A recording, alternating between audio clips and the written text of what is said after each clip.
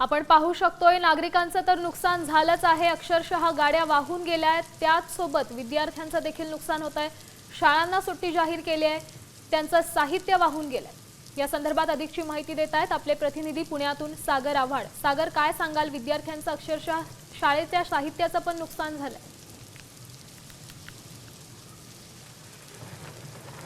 नक्की विद्यार्थ्यांचंही मोठ्या प्रमाणावरती शाळांचं नुकसान झालेलं आहे। शालेय साहित्य जे आहे ते पाण्यामध्ये भिजलेलं आहे। मी तुला दाखवू शकतो की मी आता लोणी काळभोर परिसरामध्ये असणाऱ्या कदम वाक वस्तीमध्ये आहे आणि एका बिल्डिंगवरती आहे। या बिल्डिंगवरून हे संपूर्ण वस्ती जी आहे ती दिसतीये।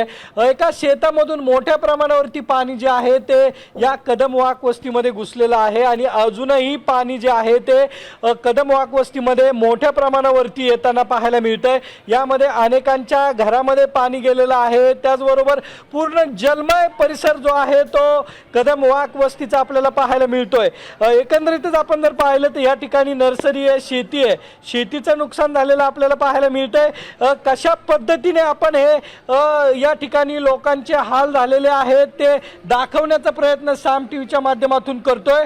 आता जर बघितलं तर पूर्ण कदम वाक वस्ती कशी पाण्यामध्ये बुडालेली आहे।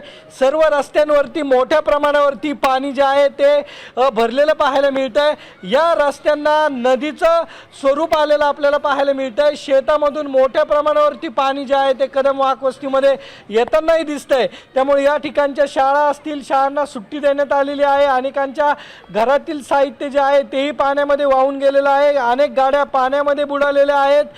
त्याचबरोबर काही लोकांची घरं जी आहेत ती पडलेली आहे। काही लोक जसा संसार बाहेर काढता येईल, जेवढं वाचवता येईल तेवढं वाचवण्याचा प्रयत्न या लोकांकडून सध्या सुरू असताना पाहायला मिळतोय।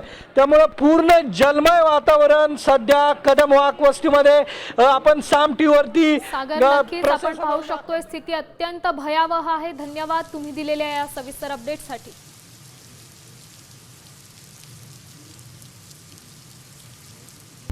आता isakal.com आहे देशातील नंबर 1 ची मराठी न्यूज वेबसाईट। प्रत्येक अपडेटसाठी isakal.com ला नक्की भेट द्या।